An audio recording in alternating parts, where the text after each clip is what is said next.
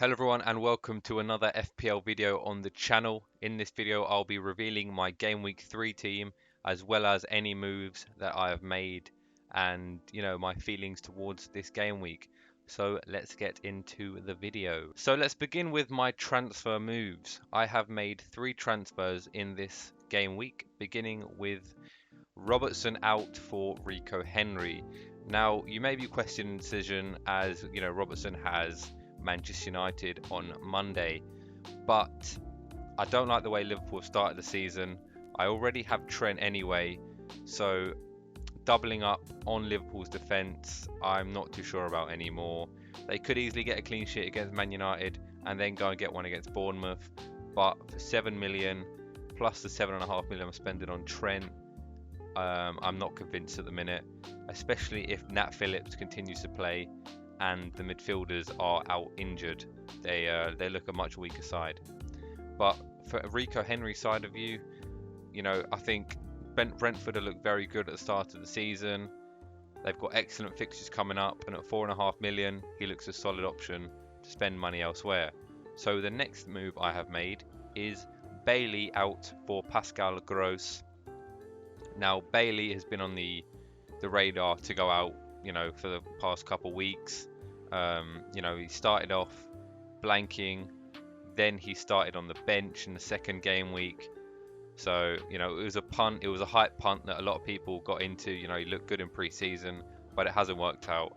So, we're going to move him on. So, Pascal Gross has looked very good at the start of the season. Brighton have looked decent as well. They're very attacking. Pascal Gross has been getting in the box quite a lot. Scored 2 against Manchester United. Should have scored probably against Newcastle as well. So I think he looks a solid option for 5.6 million. And then the final move, this is for a -4, was Archer to Ivan Toney. So I have brought in 2 of the Brentford lads to try and capitalise on their amazing fixture run. The first of the games being against Fulham. So Archer, of course, never played anyway, so it was irrelevant. And it's basically a swap for Robbo for Toney, but I can't do that straight, so obviously I had to do it in other moves. So Toney, he got 2 assists in his last game against United, and he scored in his first. He's on great form. He's got good fixtures, as I said, and he's on penalties as well, I believe. He's like the main attacking threat for Brentford. So I believe that Ivan Toney should get a few returns in the coming weeks. So let's get into my team. So moving on to my team now, as you can see on the bench, we've got Meslier, Andreas, Neto and Trippier. A lot of those are quite tough fixtures, which is why they're on the bench and not elsewhere. So let's get onto the team, starting off with the defence. And in the goalkeeper position, we have Ward. Now, Leicester are shaky at the back, I will concede that. However, Southampton is a much easier fixture than Chelsea, which is why he's getting his chance in goal. Then we obviously have Cancelo against Newcastle. Newcastle are a good side, but obviously Man City are the best team in the league. They control most games, and I do actually expect them to keep a clean sheet against Newcastle. So then we have Reece James, scored last game week, should have had an assist. He's been looking good. Chelsea, I think, are solid at the back, and Leeds, will Leeds score against them? Potentially. However, I do think there's a high chance that Chelsea could get a clean sheet against Leeds, and I do think that James could get an attacking return again.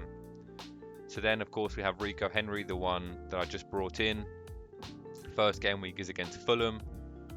Do I expect a clean sheet?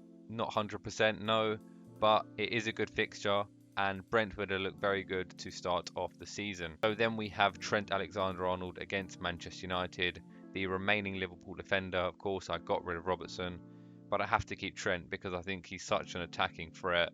He's on set pieces, and he's actually looked alright. He's created quite a few chances, even though Liverpool looked not great. So into midfield, we have Martinelli against Bournemouth. Arsenal look fantastic to start the season, and that goes for Martinelli as well. Been involved in a goal or an assist in both games. He scored in both games, and I believe he got an assist last week as well. Bournemouth, great fixture. I expect him to get a return again this week. Then we have obviously Salah against Manchester United. It's a tough call to not captain him. I'm very tempted to captain him. His record against United recently is very good. He scored 5 goals, I believe, in his last 2 against United. But I think the way he started the season hasn't been too good. However, with Núñez out, potentially he could be the main focal point now and play more centrally, or at least take a lot of the limelight now in the attack, and that could favour him. So it's gonna be a last minute call whether I captain Salah or not. Then we have the new guy, Fpl Gw3, who plays West Ham United. Not the easiest of fixtures by any means, but Brighton are in decent form, they look alright, and Gw3 has been very attacking, so potentially could get involved in an attacking return. Then we have the attack. So let's start off with Ivan Toney, the new lad in the side. Great fixture, Fulham. Unfortunately it's away, but yeah, I shouldn't be too much of an issue. On good form, and I expect Brentford to at least score a few goals in that match, maybe 1 or 2, and hopefully Toney is involved. Then we have Erling Haaland against Newcastle. You know, Erling Haaland's the main threat for Man City. Of course, they have threats all over the pitch, but the main focal point is Erling Haaland, and I expect him to be back on the score sheet in this game week. He is again a captaincy option. It's a tough week for captaincy. You know, there's 3 good picks, but we have gone with Gabriel Jesus, who has Bournemouth away from home. Jesus is on excellent form. He's started the season absolutely superbly, got 2 last week, got 2 assists as well, and I think he's going to continue that form on, which is why I've gone with Jesus, as he is the form pick and he has the easiest fixture, I would say. Of course, United are bottom of the league and don't look good at all, but I would say that Bournemouth are worse than United. So that's my team. I'm currently a rank of 296,000. We have taken a hit of -4, so that rank will be lower if you minus the 4 now. However, hopefully the transfers can, you know, pay off over time, or even in this game week. So we have 0.4 left in the bank, and yeah, that's what the team's looking like. I like the look of it. It looks pretty damn good in my opinion. So yeah, what do you think? And hopefully we do well this game week. So if you have any questions regarding FPL, or you want any advice, please feel free to leave any questions in the comment section down below, and I will gladly help you out with the best of my advice. So if you guys have enjoyed this video, please feel free to drop a like and subscribe. That would be much appreciated. And other than that, thank you so much for watching, and I'll catch you all next time. Let's get those green arrows.